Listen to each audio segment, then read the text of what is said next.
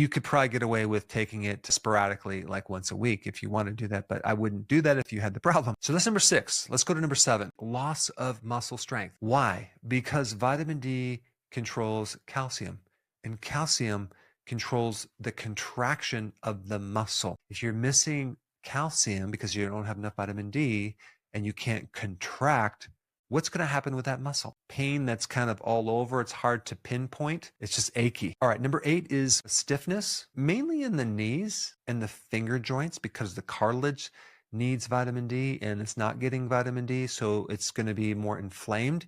In the weight-bearing joints on your knees, could be the hips as well, but also if you use the computer a lot or your fingers, you're going to notice it in the fingers. This can definitely lead to osteoarthritis. This is a lack of vitamin D. Vitamin D is essential for maintaining this cartilage and maintaining the ligaments and the tendons. And think about this, your ribs attached to the sternum with cartilage. So you're going to notice it right through here too. And so this is why stretching is so important, to really keep this rib cage opened up, because it'll tend to be contracted, inflamed, and pull you forward down here. So you end up having bad posture and kind of a hunchback.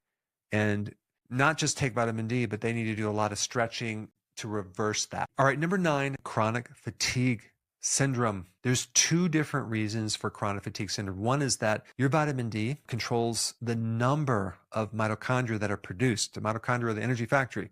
So you're going to have less mitochondria. It's less energy. So without vitamin D, you're going to have dysfunctional mitochondria. But the second reason for chronic fatigue syndrome is the immune connection.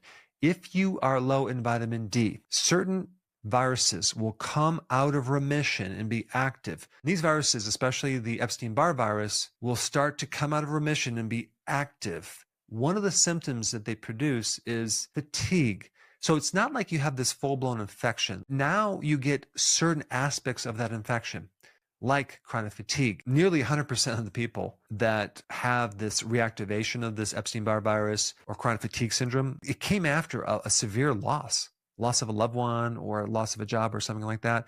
But also it could be a vitamin D deficiency, which, by the way, if you have vitamin D deficiency and you go through a loss, boy, that stress is going to hit you a lot harder. You just need a lot of vitamin D. I would take 50,000 IUs of vitamin D3 every single day to pull yourself out of chronic fatigue syndrome. All right, number 10, mental sluggishness or slowness with decisions, thinking, focus is distracted. Vitamin D has a profound effect in the front part of the brain, which kind of our relay system, and even communication between one neuron and the next needs vitamin D3. And then we get to the last one, feeling satisfied. So leptin tells the brain that you're full. If you don't have enough vitamin D, it's not going to work that well.